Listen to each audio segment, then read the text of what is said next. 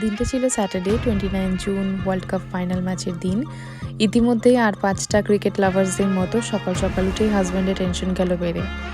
আর এখনও last year 19 নভেম্বরের memories ভুলতে পারিনি। তো ভাবলাম একটু টেনশন কমানোর জন্য মুভি দেখে আসি, আর বুক মাই শো ওপেন করতেই মনে পড়ে গেল আরে কালকে রিলিজ হয়েছে। তো চলে গেলাম ফার্স্ট শো দেখতে আইনক্সে। এটা আমাদের বাড়ি থেকে খুব একটা দূরে নয়। সো কালকি 2898 AD is a decent film but didn't live up to all the hype surrounding it. তো পার্সোনালি আমার অমিতাভ বচ্চনের অ্যাক্টিং খুব ভালো লেগেছে, but it was quite faltering in the first half. South City is ready for the world cup. কি সুন্দরভাবে সাজিয়েছে তাই না? তখন সবাই একটাই প্রে করছে ইন্ডিয়া জিতে যাক। এটা ছিল আমার আউটফিট অফ দ্য ডে।